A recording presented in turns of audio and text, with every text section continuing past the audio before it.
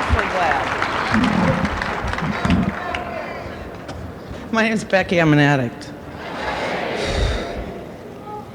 Before I get totally lost, I'd like to say thank you to the committee, and especially to Ron for the hospitality and for asking me to share.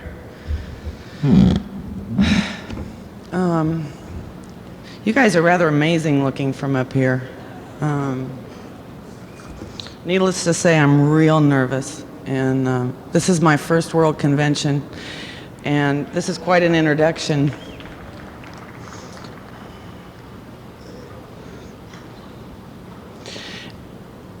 I have spent most of my years around here, and all of my years before I got here, making sure that people didn't know me. And one of the things that I'm aware of is that I still have that fear of letting you see who I am. And it's real hard to stand up here under these lights and try to share what's happened to me and not let you know me. And that's still, the difference is today it's not paralyzing. I know that it's there, and I don't act on it anymore. What it was like was what it was like for most people who get to these doors. I have absolutely no legitimate excuse for all of the years that I spent in active drug addiction. I come from the standard all-American upper middle class family. My parents and my family have always been there for me, and I had lots of opportunities and lots of things that, looking back on it today, I'm real grateful for. At that time I wasn't. I started using drugs before I even grew up. For me, I've known I was an addict almost since the time I started using. The first drug that I ever picked up, I put a needle in my arm when I was 12 years old, and I never, from that point on, sought moderation, sought control. I sought control in the amount that I used, but I knew from a young age that I was an addict, and that the only thing that allowed me to live on this planet was staying loaded. And when I started that round of psychiatrists and juvenile courts, and they would say, all you need to do is quit using, I knew that that wasn't true. I knew that I couldn't be here, that was the only thing that kept me okay. It was a real relief for me when I got here, and they didn't say just don't use, they said you have a disease, and it affects the way you see things, the way you take things in, and the way you react to the world, and it can be treated. They didn't say if you don't use, everything will be okay, but there was hope.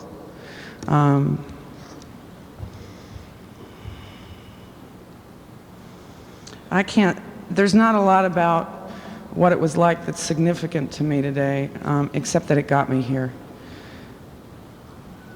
One of the things that happened to me when I was about 13, I had a court-appointed psychologist, and the thing that he told my family was that I was totally incapable of caring about anyone or anything. And that's one of the things from all those years that I carried with me for all of my life. And I carried with me in these doors.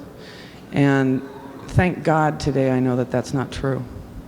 All those things that I believed that I wasn't when I got here were because I didn't know how. I didn't know that they were things that you could learn. I didn't know that my behavior would change the way that I felt. I didn't know. I thought you were either born that way or woke up one morning that way or something, but that there was that part of me that was missing. That I knew that if push came to shove, I came first, and that I really was that self-centered, and I really was that selfish, and I was real fatalistic about it, that that's who I am, and I can't do anything about it. It's the same way that I looked at my drug abuse. For me, one of the things that happened was there was enough tragedy around me and enough things that happened that I moved a lot of miles. I cleaned up off my last heroin habit, and I promised myself that I would never stick a needle in my arm again. And as far as I was concerned, it didn't matter what I did from that point on, as long as that didn't happen. when I look back at those years now, they were some of the most miserable years I've ever spent. It was all about control, and it was pretty miserable. I didn't know that then. I had no idea how afraid I was, and that fear was a motivator in my life. I wouldn't even admit that to myself. You know, I still thought I was tough, and I still thought I was independent. One of the things I did about that time is I met a man who was much, much older than I was, and I knew that he would take care of everything, and that all I would have to do was be and to use, and that all of the realities of life would be none of my business. And it was like, that was perfect for me. I moved from one safe nest to another, and I lived there almost until I came into this program.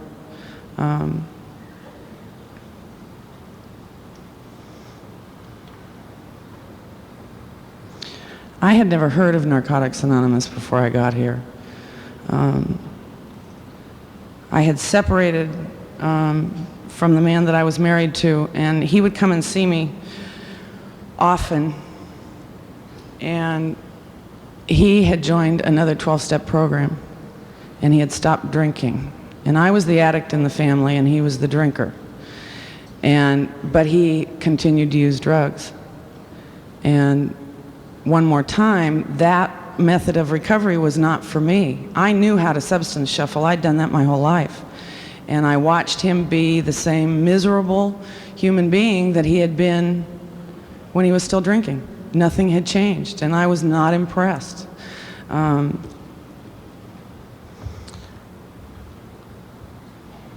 Finally, he got clean. And he came to see me one day, and I'd been up for about 3 days. And some friends of mine had thrown me in the shower and cleaned me up. And he walked in my house, and he was trying to talk to me. And I think trying to carry some message of recovery, I'm not real sure. And he was about 30 days clean. And I knew there was a difference. And I don't know why I knew there was a difference, but he was not the same man anymore. It wasn't long after that before I got clean. You know, the things that have happened to me since I got here have been nothing by accident. I seem to get exactly what I need when I need it, in spite of myself.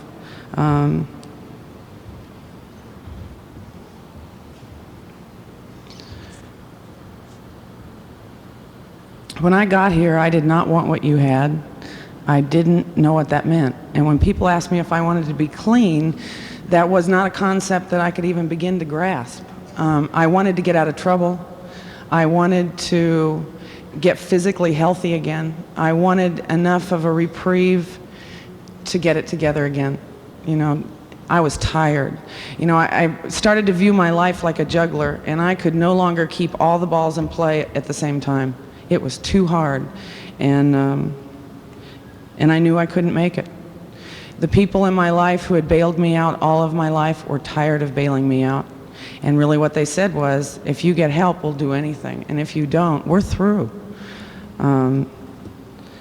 That's why I got help. You know, there's an awful lot of things that I've done around this program that I've done with horrible motives, and not because I understood that they'd be good for me, and they've worked anyway.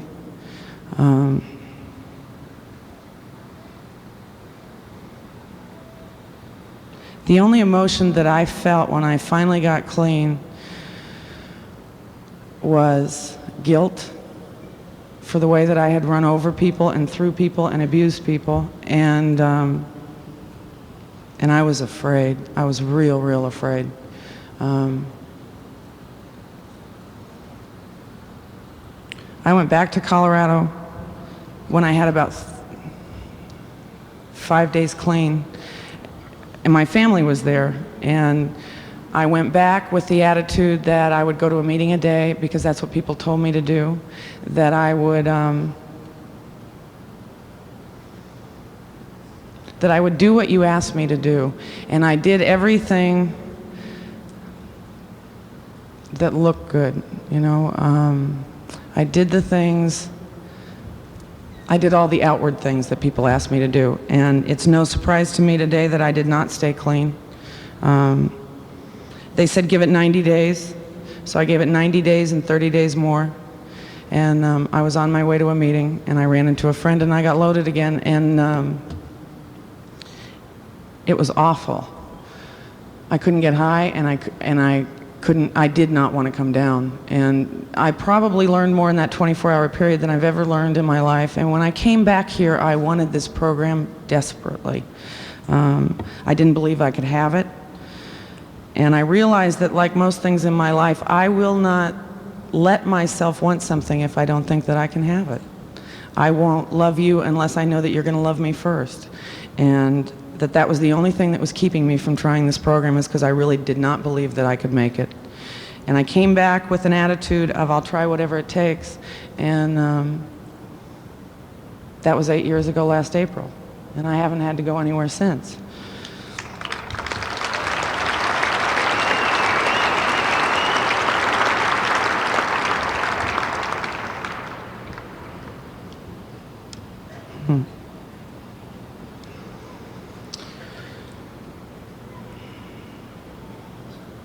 Where I got clean, there were no women, and there was nobody my own age.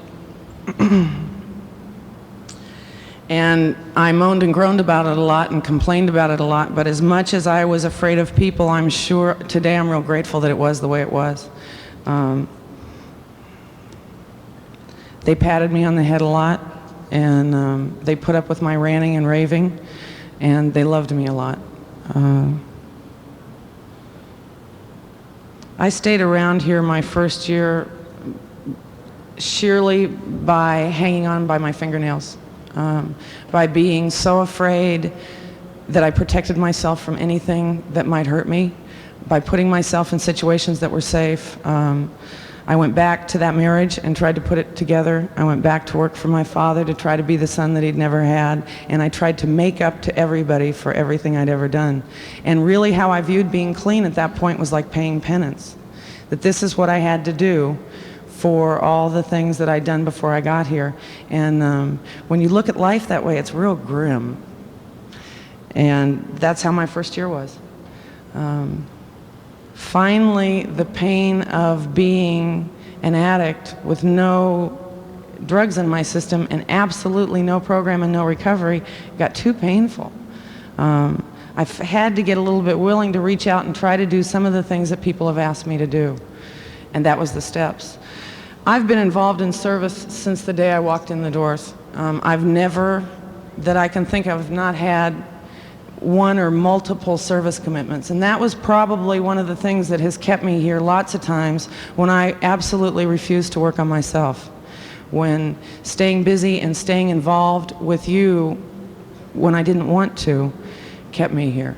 I don't recommend that to anybody, but it did keep me here. When I had about a year clean, I dropped off my ex-husband at the airport to fly to Africa for a month, and he worked there, and I knew that he was gone for a month, and he was the only person that I spoke to on a feeling or a personal basis.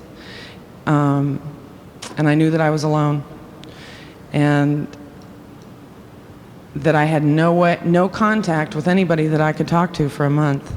And I locked myself up in a hotel room, and I knew if I left, I'd be loaded. And for the first time, I got down on my knees and I asked for help. And I went to sleep. And I wasn't tired. And I woke up in the morning and I finally got willing to call somebody in this program and say, I need help. I need to know how to work these steps. I need to know how to stay here. And I think it was probably the first time that I really admitted out loud to anybody that I didn't have a clue what was going on around here, even though I had the words down. And I started that process that has worked for me ever since and allowed me to be here.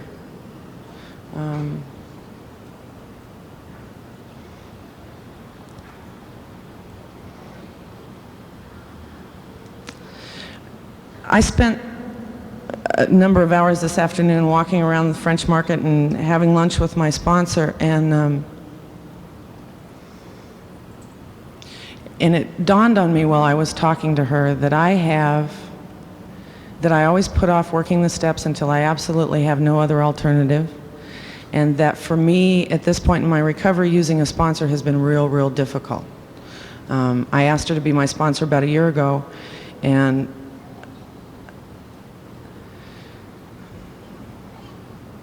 it's been very difficult for me to use her. I like to call her and tell her when things are over. I'm real erratic and sporadic about it, and I'm getting better. And the thing that dawned on me today, I did my 5th step with her in Santa Rosa about 2 weeks ago.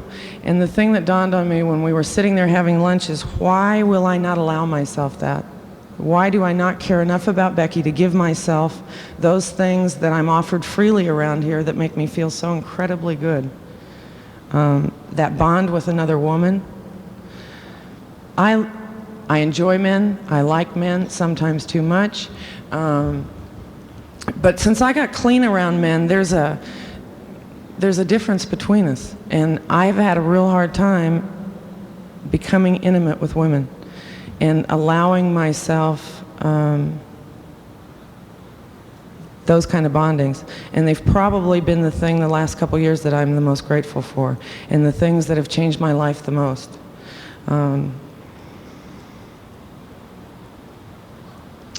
One of the reasons that I was so afraid to start that process in the steps is that the God that I was raised with, I have a grandfather who's a minister, an uncle who's a bishop.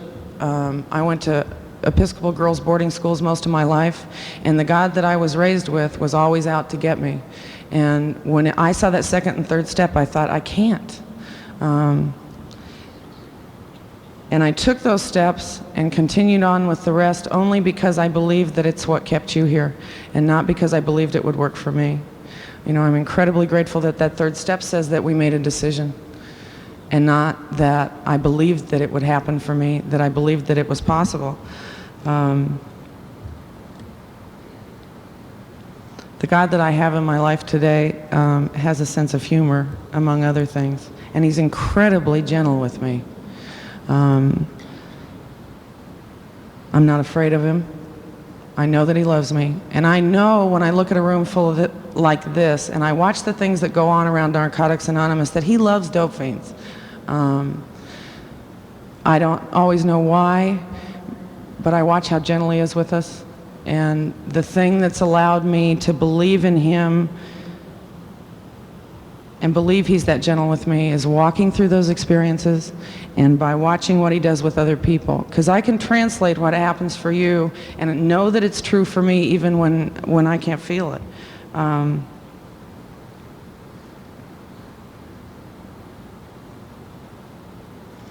My first run through the steps, another of the reasons that I was afraid to write a 4-step is I knew that the only reason that I was in the marriage that I was in, or that I was living where I was living, or that I was trying to be the son my father never had, was because I was guilty, and that if I really took a look at who I was, where I thought I fit in the world, and what I wanted, that a lot of things in my life were going to have to change.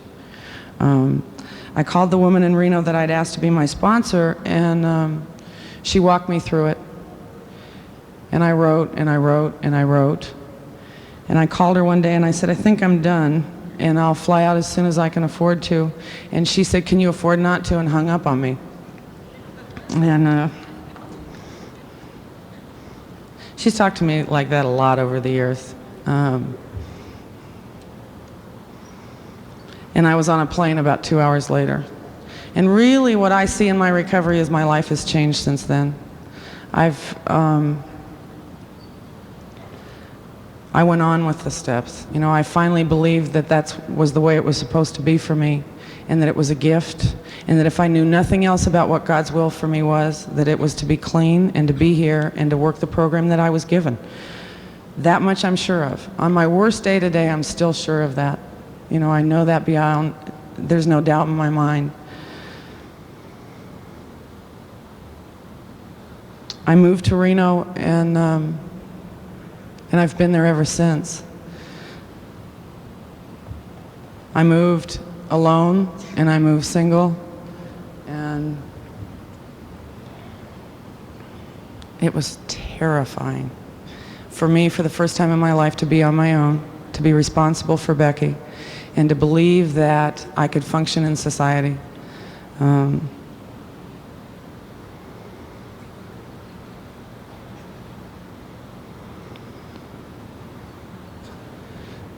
I had never done anything legitimately before I got here. I had worked for a short period of time right before I got clean in the casinos in Nevada. But I had never done anything that was legal or moral or legitimate to support myself. I had never tried to support myself. I'd never tried to be responsible for the quality of my own life. And that was a horrifying experience for me. And it was the thing that drove me to my knees on a daily basis, because I felt like I was 3 years old thrown out in the world.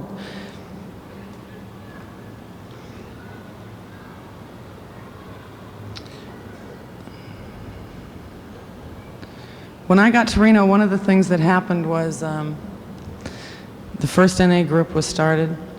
It was struggling, and there were 7 or 8 of us, I think, at that point. And we had 1 meeting a week. And for the first time, when you have 7 or 8 people, and those are the only recovering addicts in the whole town, you have to get to know each other. And you have to, or I had to, and I had to let people in and learn to love you and learn to like you when that wouldn't have been my choice. That's all we had was each other. Today I'm real grateful that a lot of people, that there's, in the town that I live in, there's lots of NA meetings and there's lots of possibilities. There's literature. There's a lot of things around for people that weren't around then, but looking back on my recovery, I wouldn't change any of it. You know, that there were gifts from all those struggles and all of that insanity that we all went through. One of the things that lets me know that there's a loving God is that Narcotics Anonymous is still alive and well in Reno, Nevada, because it's not because of any of us. We didn't have a clue what we were doing. We intellectualized and we tried to figure it out, and we did everything that you could do to destroy rather than to build, and it didn't work. You know, it flourished in spite of us. And I'm real grateful that I was there for those years. One of the things that happened for me was it was time for me to go to work. It was time for me to believe that the strength that I got here would carry me out there, and that was hard for me. And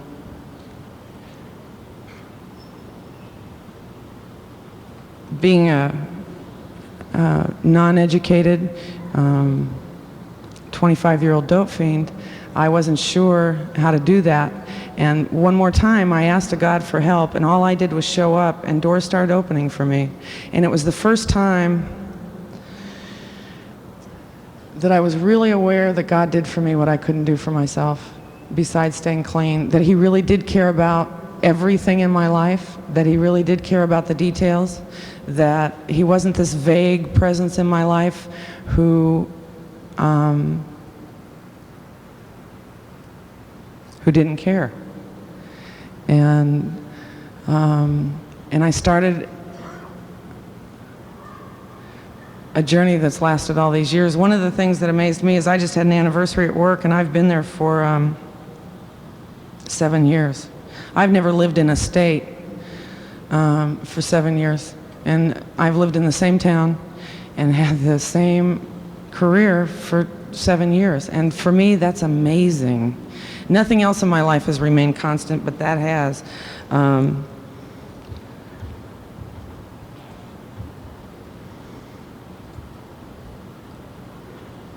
I got successful. I remember getting on my knees and telling God that that I didn't know how to do it, that I didn't know how to do it without somebody taking care of me and asking Him for help. And the doors that opened for me are the kind of doors that aren't supposed to open. There's no legitimate way that I should do what I do. It takes education, and it takes all the things that, for me, I never had. And it happened anyway. And it was a gift. I, who couldn't be trusted with 25 cents if you turned your back, and who would not tell you the truth, and I handle millions of dollars on a daily basis. And that's still sometimes amazes me. And I'm trustworthy.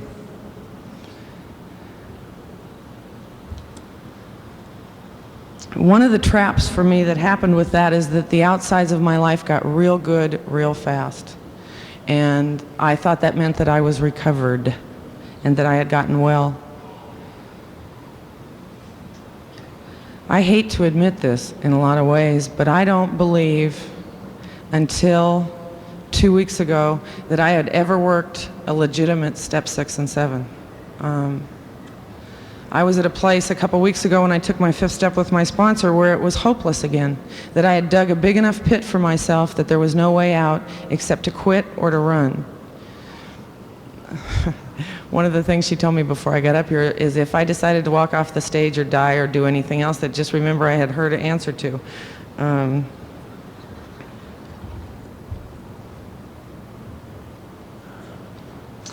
And what she asked me to do were a few simple things, like praying about my attitude, seeing what I could give instead of what I could get. And I watched amazing changes happen in my life, not only with my attitude, but with the circumstances that were going on around me. And it's been a very short period of time. I'm incredibly grateful that somebody took the time to show me the steps and to show me how to work them the way that they're worked in Narcotics Anonymous. That was not the way I was taught how to work the steps. And it's different. The thing I know about me and my addiction is we're real intense people. And if I can give it to God and let Him have it, and I'm not responsible for doing the footwork or for the behavior, I'll take it. I will always take the easier, softer way. And that's not how she showed me how to do it. I'm real grateful that at this point this program's come of age and that that's a reality, that there are steps that are here that are real different.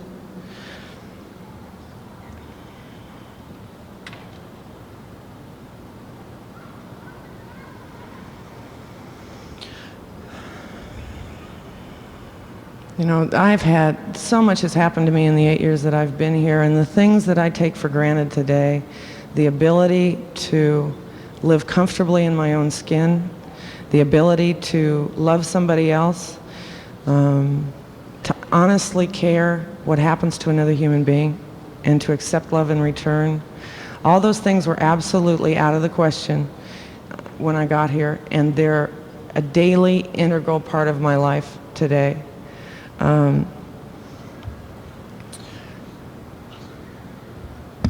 The last couple years have been the most different years of my recovery. I got the job and the relationship and all of the things that I thought would make me happy, and at 6 years clean, it became real apparent to me that none of those things were going to make me okay, and that it was getting real painful and real bad for me around here. And the last couple years for me have been being here on an intimate basis, totally unlike all the years before. I looked around and I knew that for me, I had the ability to, that what I saw in store for me was being a very bitter, wounded, protected, angry woman, and I did not want to be that. And what it meant for me was taking some time off work. I was out of that relationship, and for the first time in my life since I was 15 years old, I was willing to live without a man. That had never happened for me, including the first day that I was clean. And for me, that's what it took. It was like my addiction, that I needed enough distance from all the stuff in my life to just live with Becky, to have a chance to see it for what it really was. And I wouldn't change. I've never walked through anything so painful. There were days when I thought I wouldn't survive it. And I wouldn't trade in a day of it. It's the thing that let me know that I am okay, that I'm a child of God and that He loves me, and that I belong here, that I'm a member here. And all those years of earning my seat around here and deserving to be here by being active and by doing all the things that you would approve of me doing, it didn't matter. One of the things that's come into my life a lot the last couple of years is a lot of women. Sometimes too many women. A week ago at this time, I was at a camp out where I live with 250 people. And I started to feel by Saturday night like I must have sponsored half of them, which wasn't true. But I realized how much this program brings to me.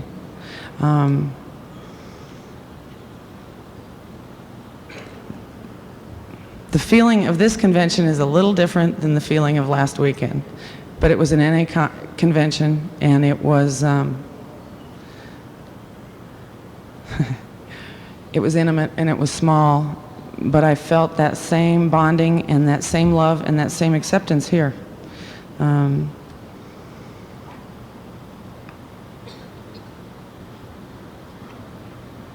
The thing that's finally saved me is being willing to have people in my life. Now, I'm real well aware standing up here today that without you I can't make it. And without you knowing who I am, the good and the bad, I can't ever believe that you're going to love me just for who I am. And today, there's a lot of people in this room that know me well. There's one man in this room who's known me since before I got here. He didn't like me very much then, and we're real good friends today. There's no way that I can put into words how grateful I am for the people who have loved me and been there for me and guided me while I've used and abused this program. If I have any message at all, it's that it doesn't have to be that tough, that recovery can be a wonderful adventure and experience instead of a struggle. I believe that you have to fight to stay here, and I believe that it's real hard sometimes, but it doesn't have to be miserable. It does not have to be that miserable. And today, my life is real good 99% of the time. And all I did was do a few simple things on a daily basis, consistently. And it's happened that way for me.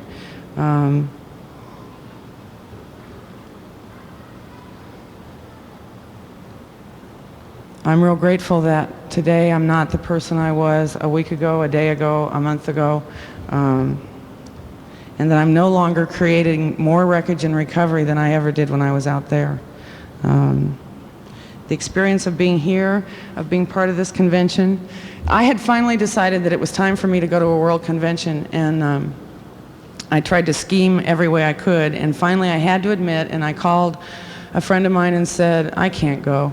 You know, I can't afford it, I shouldn't take the time off work, and it's going to be in my own backyard next year, so I'll just cut it loose, and I'll go next year. I'll still be here next year. And about a week later, they called and asked me if I would come. And it's experiences like that that make me step back and laugh at myself and say, Becky, if you'll just be a little bit willing, you have no idea what's in store for you. None. But I trust that process, that it's always more than I would ask for. I would have cut myself so short if I had gotten to choose what I wanted when I came around here, because all I came here for was to get clean. And I'm real grateful that that isn't what's happened for me. I'm totally blank, so I'm going to take that as a sign to sit down. Thank you. I love you.